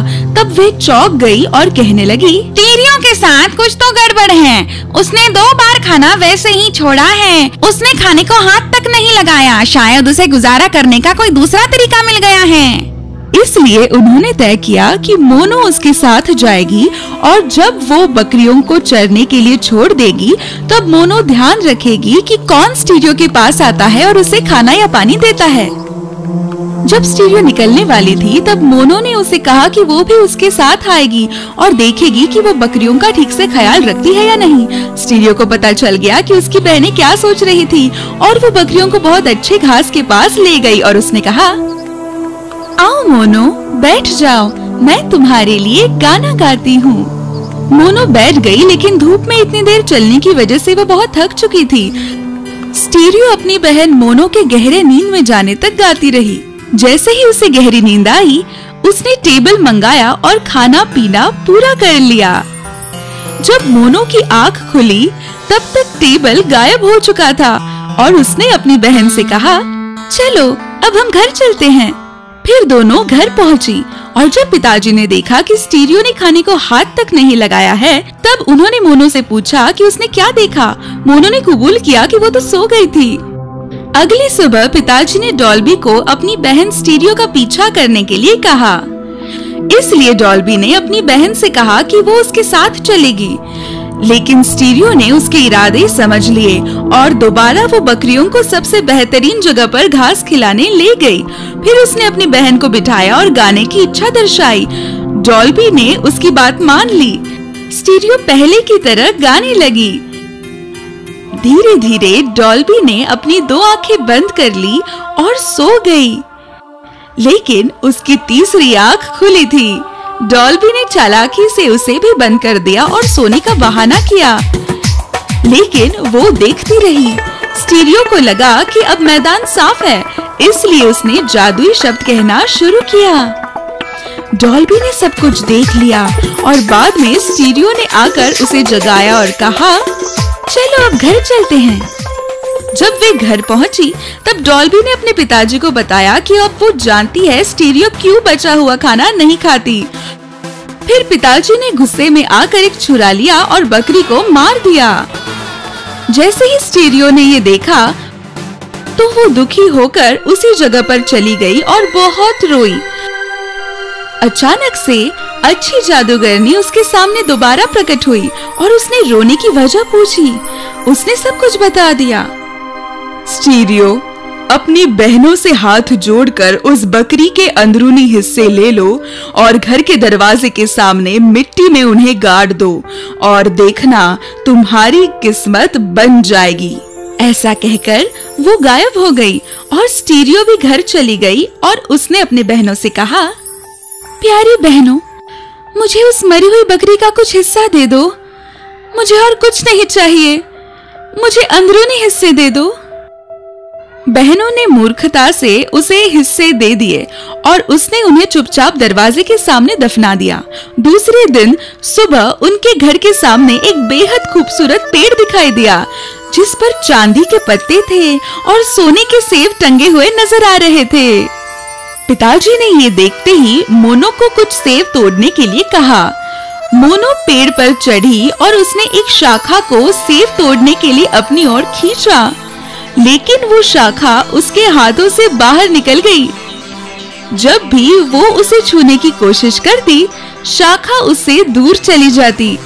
आखिर उसे थककर हार माननी पड़ी। फिर डॉल्बी ने भी वही किया, लेकिन उसे भी कुछ नहीं हासिल हुआ। आखिर पिताजी इतने बेसब्र हो गए कि वे खुद ही पेड़ पर चढ़े, लेकिन उन्हें भी सफलता नहीं मिली और अपनी बेटियों की तरह वो भी हार गए।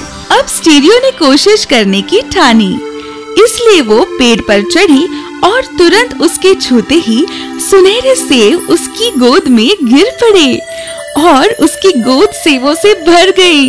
पिताजी ने उससे सारे सेब छीन लिए। एक सुबह तीनों बहनें पेड़ के नीचे खड़ी थी।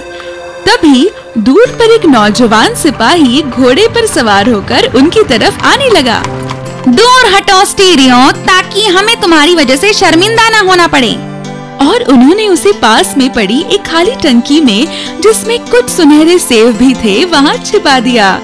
जल्द ही सिपाही पेड़ के नजदीक आया और उस जादुई पेड़ की तारीफ करने के लिए रुक गया और उसने पूछा कि फिलहाल ये पेड़ किसका है, क्योंकि उसे उस पेड़ की एक शाखा चाहिए थी। मोनो और डॉल्बी ने जवाब दिया कि पेड़ उनका ही था और उन्होंने सिपाही के लिए एक शाखा खींचने की बहुत कोशिश की, लेकिन जैसे ही वे उन्हें छूती, शाखा और भी दूर चली जाती। बहुत ही अजीब बात है कि ये पेड़ आपका होकर भी आप उसके फल नहीं निकाल पा रही है। जब वे बात कर रहे थे, तभी स्टीरियो ने एक सुनहरा सेब टंकी के भीतर से बाहर छोड़ दिया, जो बिल्कुल सिपाही के पैरों को छू कर रुका। सेब देखते ही वो चौंक गया और पूछने लगा कि वो कहाँ से आया था।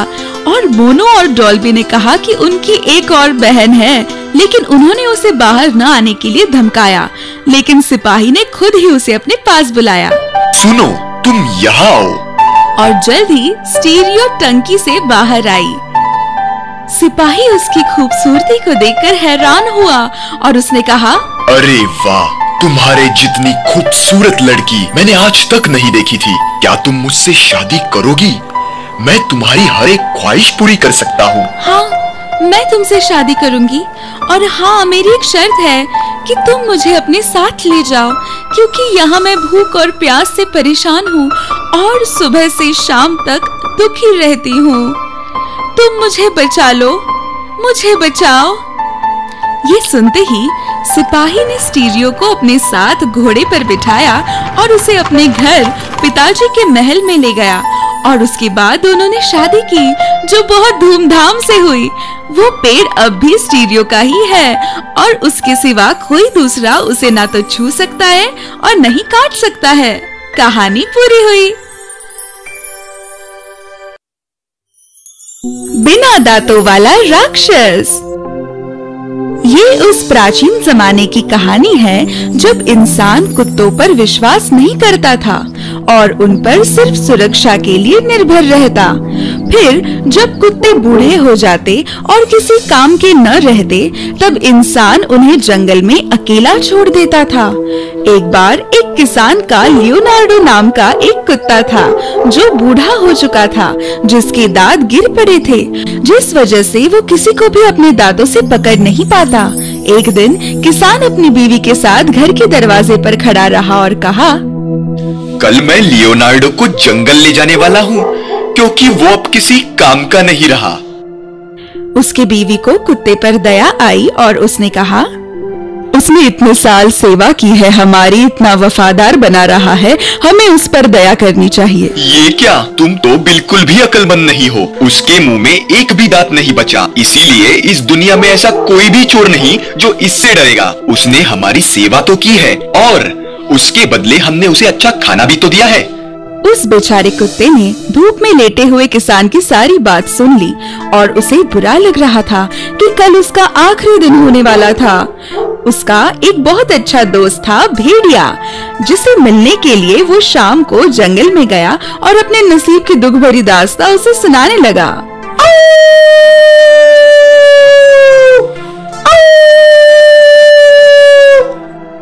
भेड़िए ने कहा, तुम निराश मत होना, मैं तुम्हारी मुसीबत में मदद करूंगा।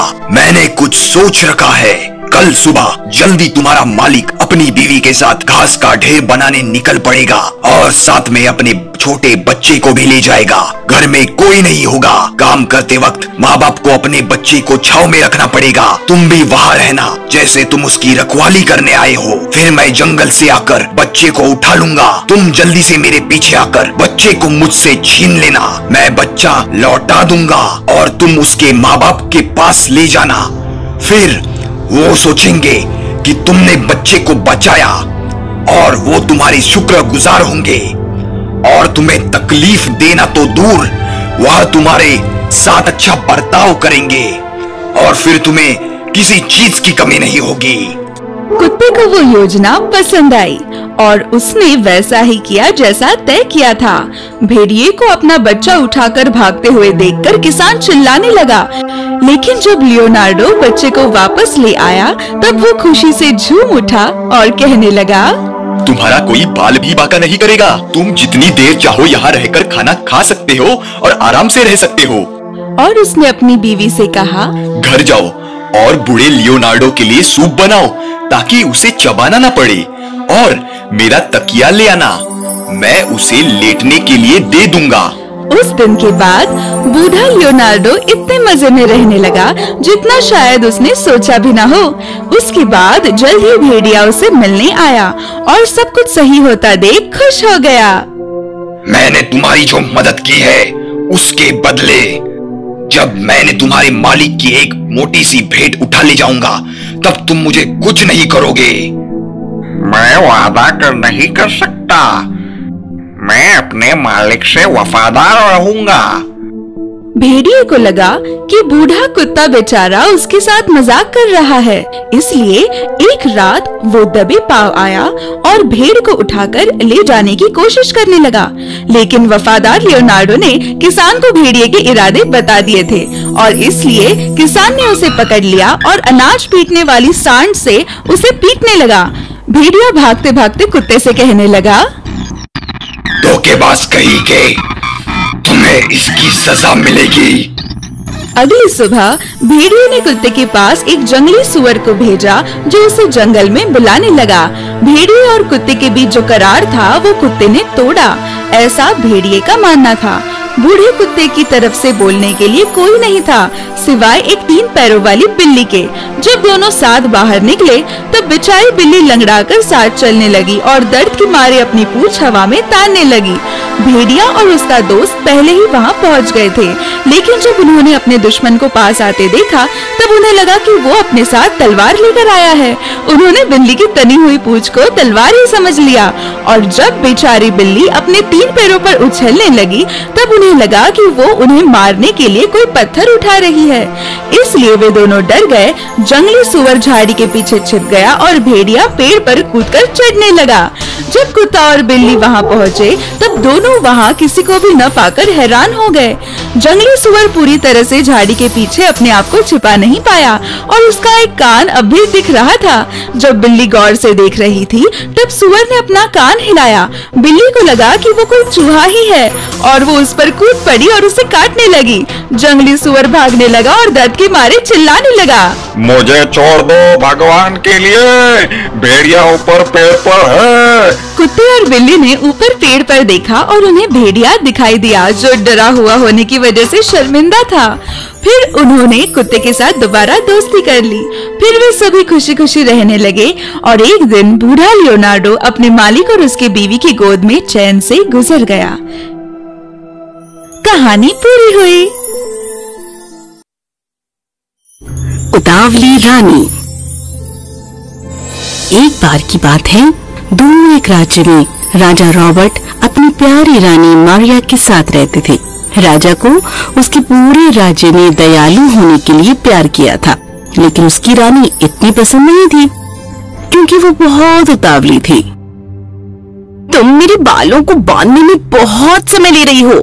मुझे माफ कीजिए, लेकिन ये बहुत मुश्किल हेयर स्टाइल है। तुम्हारी इतनी हिम्मत, मुझसे यूं कहो, इसी समय निकल जाओ इस महल से। ओ मारिया, आपने ऐसा क्यों किया? वो बहुत कोशिश कर रही थी। ना भी अच्छा काम नहीं करती। आपको धैर्य रखना चाहिए मेरे प्रिय। कभी कभी रानी का ये उतावलापन शांति को भंग कर देता। बेचारा राजा उसके द्वारा बनाई गई समस्याओं को ठीक करने का ही प्रयास करता रहता।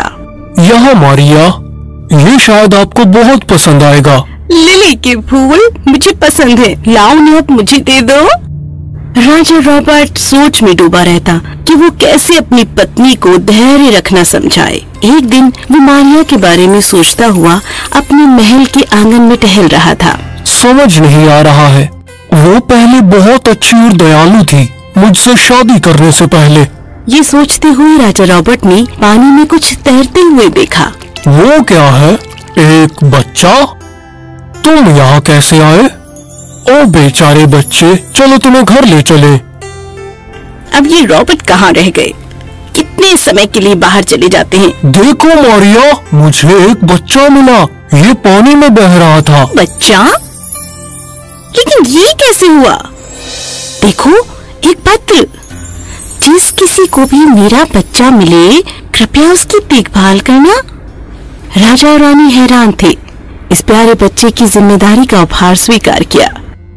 राजा ने छोटी बच्ची को प्यार किया और उसे महल में ले जाने का फैसला किया। आपका नाम होगा डायना। डायना इतनी प्यारी और बहुत सुंदर बच्ची थी और जल्दी ही कुछ वर्षों में वो एक प्यारी युवती बन गई। महल में एक विशेष जादुई मुकुट भी रखा हुआ था, लेकिन ये कई सालों से चमका नहीं था। एक दिन डायना पूरे महल में देखने लगी। घूमते घूमते वो उस वर्जित जगह पर भी आ गई। वाह, ये स्थान निश्चित रूप से बहुत बड़ा है। ओह, ये विशाल द्वार क्या है? उसने जाकर रहस्यमय दरवाजे को धक्का दिया। ओह, ये बहुत भारी है। यहाँ ताज क्यों है? और जैसे ही वो उसके करीब गई, अचानक ताज चमकने लगा। मैं इसके बारे में माँ और पिताजी को बताऊंगी। डायना, तुम्हें वहाँ से दूर रहने को कहा गया था। लेकिन वहाँ एक ताज है और वो चमक रहा है। चमकदार? चमक रहा है? ओह, मैं तुम्हारे लिए बहुत खुश हूँ। मुझे समझ नहीं आ रहा। थोड़े बड़े हो जाओ फिर बताऊंगा। राजा खुश था, लेकिन उसकी रानी ताज को लेकर क्रोधित थी। उस रात वो महल से बाहर निकली और एक चुड़ैल को देखने गई जिसे वो जानती थी। चिंता मत करो, बस ये अंगूठी अपने पति की उंगली में रख देना और उसके अंदर के जादू से वो डायना से नफरत करेगा। मारिया ने सिर हिलाया और जल्दी ही महल से बाहर आ गई और अगले दिन उसने वो अंगूठी राजा को पहना दी। और अगले दिन जब वो जागी, पिताजी, माँ, मैंने आपके लिए केक बनाया है। किंग रॉबर्ट ने डायना को देखा और जादू काम करने लगा। जादू ने पहले से ही काम करना शुरू कर दिया। डायना, ओह, मुझे माफ कर दे, मैं बस अपना बनाया केक चखाना चाहती थी। ये बहुत नमकीन है। क्या? नहीं, ये तो मीठा है। अंगूठी के जादू से राजा को मीठा केक भी खराब और कड़वा लगने लगा और उनका प्यार खत्म होने लगा। ऐसे ही एक दिन अकेले में डायना उस कमरे में गई जहाँ पौराणिक मुकुट पड़ा हुआ था। ये ताज बहुत सुंदर है, ये मुझ पर कैसा दिखेगा? मैं केवल योग्य द्वारा पहना जाऊंगा। कौन हो तुम? मैं पौराणिक ताज हूँ, जो कुछ भी जानना चाहते हो पूछो। अच्छा, मैं बस एक बात जानना चाहती हूँ कि मेरे माता पिता अजीब व्यवहार क्यों कर रहे हैं? ताज ने डायना को जादू की अंगूठी के बारे में सब बता दिया। इसीलिए मेरे पिता मुझसे नफरत नहीं करते, वो सिर्फ एक मंत्र है। पर मेरी माँ? ताज तुम्हारी माँ नहीं, चुड़ैल चाहती है। आपकी माँ अधीर है, लेकिन वो अभी भी एक अद्भुत दयालु महिला है। मुकुट ने डायना से कहा कि वो चुड़ैल अपनी शक्तियों के माध्यम से शासन करना चाहती है लेकिन वो उसके लिए बहुत जोखिम भरा था। इसीलिए उसने मैरी के माध्यम से ये सब करना चाहा।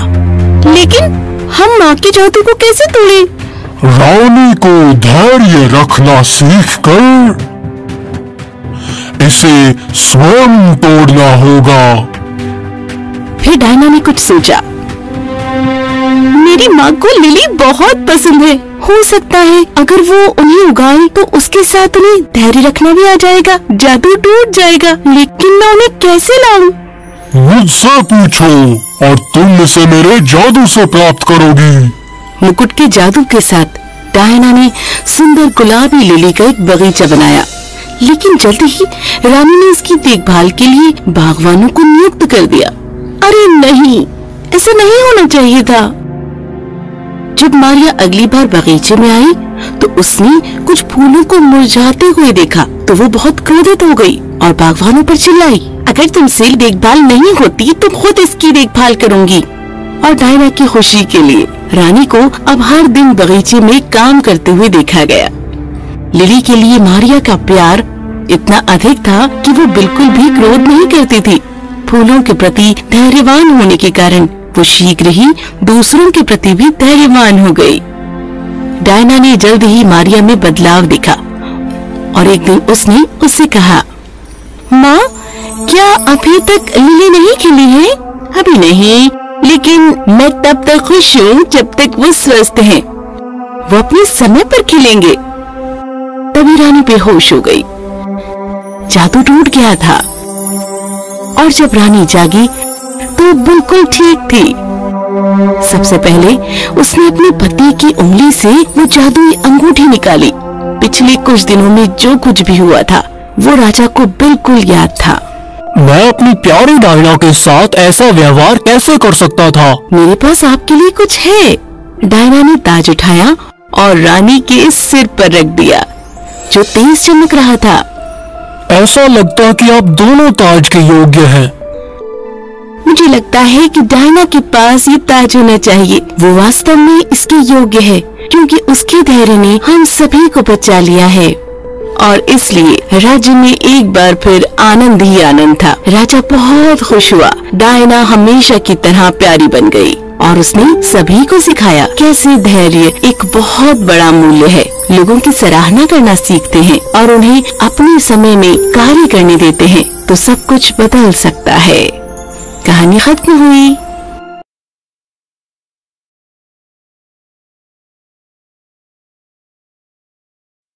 एक समय की बात है, बहुत पहले किसी अनजान प्रदेश में एक छोटा सा गांव बसा था। वो गांव बहुत छोटा था, बहुत छोटा था, बहुत छोटा था। फसल काटने के बाद सभी लोग गांव में जश्न मना रहे थे। संगीत बज रहा था और लोग नाच रहे थे। गांव में एल्बर्ट नाम का बेहद आकर्षक लड़का था जिसके साथ नाचने के लिए लड़कियां कतार पे खड़ी रहती। लेकिन देर शाम में उसकी नजर एक लड़की पर पड़ी। तुम्हारा नाम क्या है? मेरा नाम लूसी है। तुम यहाँ की तो नहीं लगती, है ना? नहीं। तो कहाँ से आई हो तुम? बहुत दूर से। दोनों एक दूसरे को जानते तो नहीं थे, लेकिन रात भर बिना रुके दोनों एक दूसरे के साथ नाचते रहे और उन्हें एक दूसरे से प्यार हो गया। शायद अब दोनों एक दूसरे को जानने लगे थे। तभी बाहर से घोड़े के खुर की गरजती हुई आवाज सुनाई दी। मुझे जाना चाहिए। नहीं, रुको, संगीत अभी भी बज रहा है, चलो नाचते हैं। अचानक कमरे के सभी दरवाजे खुले और राजा के सिपाही तलवार और भाले लेकर एल्बर्ट और लूसी की तरफ बढ़ने लगे। फिर कमरे में हाजिर सभी लोग नीचे झुक गए। ये क्या हो रहा है? अपने हाथ मेरी बेटी से दूर रखो। सिपाहियों ने एल्बर्ट को लूसी से दूर किया और उसे जमीन पर पटक दिया और फिर उन्होंने अपनी तलवारें और भाले उसकी तरफ बढ़ाए। पिताजी, उसे कुछ मत करना। एल्बर्ट कुछ समझ नहीं पाया। राजा जॉर्ज तुम्हारे पिता है? राजा जॉर्ज ने लूसी को जवाब देने का मौका नहीं दिया। उन्होंने एल्बर्ट की तरफ उंगली उठाई और कहा, तुम मेरी बेटी से दूर रहो। लेकिन मैं उससे शादी करना चाहता हूँ। क्या तुम्हें लगता है कि मैं किसान से मेरी बेटी की शादी करवा दूंगा? क्यों नहीं, हम एक दूसरे से प्यार करते हैं। बेवकूफ लड़के, एक राजकुमारी किसी साधारण लड़के से शादी नहीं कर सकती। राजकुमारी सिर्फ किसी खानदानी आदमी से या किसी सिपाही से या फिर किसी रईस आदमी से शादी कर सकती है। फिर राजा जॉर्ज लूसी को खींचकर दरवाजे तक ले गए। हे राजा, अगर मैं अमीर बन जाऊँ तो मैं आपकी बेटी से शादी कर सकता हूँ। राजा जॉर्ज थम गए और उसकी तरफ घूमे। उन्होंने पल भर के लिए सोचा और कहा, मैं बताता हूँ, पुराने किले की तिजोरी में सोने और जवाहिरों के ढेर है। अगर तुम वहाँ जाकर ताज के हीरे मुझे लाकर दे सको तो बाकी सारा सोना और जवाहिरे तुम रख सकते हो और मेरी बेटी से भी शादी कर सकते हो। फिर तो मैं वही करूँगा। देखेंगे देखेंगे। फिर राजा जॉर्ज और राजकुमारी वहाँ से चले गए। कमरे में इतना सन्नाटा छा गया कि किसी ने चू तक नहीं की। सभी एल्बर्ट की तरफ देखने लगे। सब लोग मुझे क्यों देख रहे हैं? क्या तुम्हें अंदाजा है कि तुमने क्या किया है? क्या कि राजा जॉर्ज ने पुराना किला क्यों छोड़ दिया था? क्यों? क्योंकि ड्रैगन ने वहाँ अपना घोंसला बनाया था। एक ड्रैगन? राजा जॉर्ज ने मुझे शाही खजाने को लाने क्यों भेजा अगर वो जानते हैं कि वहाँ एक ड्रैगन रहता है? क्योंकि वो नहीं चाहते कि तुम उनके बेटी से शादी करो। वो चाहते हैं कि ड्रैगन तुम पर आग बरसाए।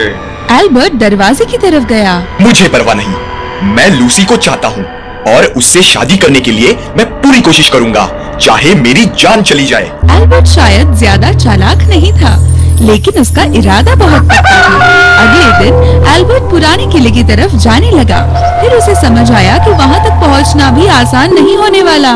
वो हजारों मील दूर था और रास्ते में खतरनाक बर्फीली नदियाँ भी थी। मेरे पास भले ही गर्म कपड़े ना हो, फिर भी मुझे आगे बढ़ना होगा। बर्फीली नदियाँ पार करते करते वो ठंड से जम गया। सच में एल्बर्ट ज्यादा चालाक नहीं था। जब वो नदी की दूसरी ओर पहुंचा, वो गिरा और ऊंचाई से गड़बड़ाते हुए नीचे गिर पड़ा। गिरने की वजह से उसे चोट लगी थी। बर्फीली नदी में गिरने तक उसकी आंख नहीं खुली। जब एल्बर्ट को यकीन हुआ कि वो ठंड से या डूबने से मरने वाला है, तभी बर्फीली नदी अचानक से जोर जोर से बहने लगी। अरे नहीं, ड्रैगन को मारने के लिए मेरे पास जो तलवार थी वो खो गई। अब ड्रैगन के खिलाफ मेरे पास कोई हथियार नहीं। कुछ मिनटों बाद वो तैरकर डूबने से बच गया। वो नदी की दूसरी छोर तक तैरकर पहुंचा और किनारे पर कूद गया। अब मैं किले की ऊंची दीवारें देख सकता हूँ। उसे ड्रैगन की सांस से जली हुई घास दिखाई दी। अचानक एल्बर्ट को ड्रैगन के विशाल पंखों के फड़फड़ाने की और उसके कदमों के पटकने की आवाज सुनाई दी। मुझे लकड़ी के खाली हिस्से में छुपना चाहिए। लकड़ी ने आग पकड़ ली, लेकिन एल्बर्ट को कुछ नहीं हुआ। कम से कम उसे गर्माहट तो मिल रही थी। ड्रैगन के पंखों की आवाज बंद होने तक मुझे यहीं रुकना चाहिए। फिर वो उस खाली लकड़ी से बाहर आया और उसे जलते हुए देखने लगा और सोचता रहा कि बिना तंदूर बने उस ड्रैगन को चकमा देकर खजाने तक कैसे पहुंचा जाए। मुझे ड्रैगन का घोंसला ढूंढना होगा। एक मिनट, वो क्या है? वो तो तिजोरी है जहाँ राजा जॉर्ज का खजाना छुपा हुआ है।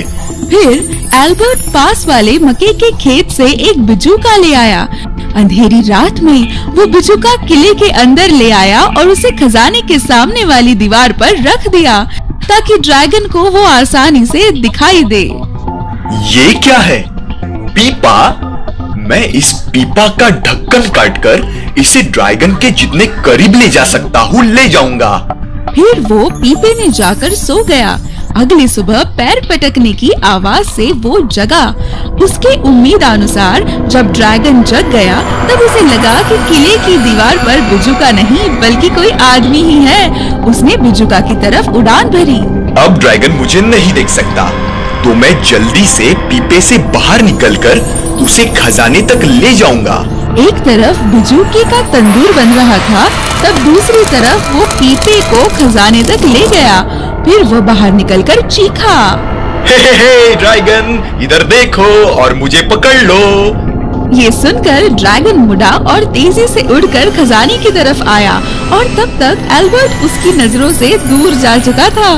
जब ड्रैगन ने आकर खजाने के दरवाजे से अपना सर अंदर डाला, तब एल्बर्ट ने ड्रैगन का सर पीपे से ढक दिया। जब ड्रैगन ने अंगार बरसाया, तब पीपे में आग लौटकर ड्रैगन पर ही बरस गई और ड्रैगन ने अपने आप का तंदूर बना लिया। क्या बात है, विश्वास नहीं होता, ये काम कर गया। मैं घर लौटकर राजा जॉर्ज से पूछूंगा कि क्या मैं राजकुमारी लूसी से शादी कर सकता हूँ। वो राजा जॉर्ज के दरबार में पहुंचा और उसने सिपाहियों को लकड़ी के बक्से में रखा खजाना लाने के लिए कहा। एल्बर्ट ने राजा को ताज के हीरे दिखाए। मैंने ड्रैगन को मार गिराया है और अब मैं बहुत ही अमीर आदमी हूँ। उसी समय राजकुमारी लूसी ने कमरे में आकर एल्बर्ट को गले लगाया। मेरे लिए ये सब करने के लिए शुक्रिया। तो बहुत होशियार ना होने के बावजूद भी एल्बर्ट उस लड़की से शादी कर सका जिससे वो प्यार करता था। उसे बहुत सारा खजाना मिला, किला भी मिला और वे सभी हमेशा के लिए खुशी खुशी रहने लगे।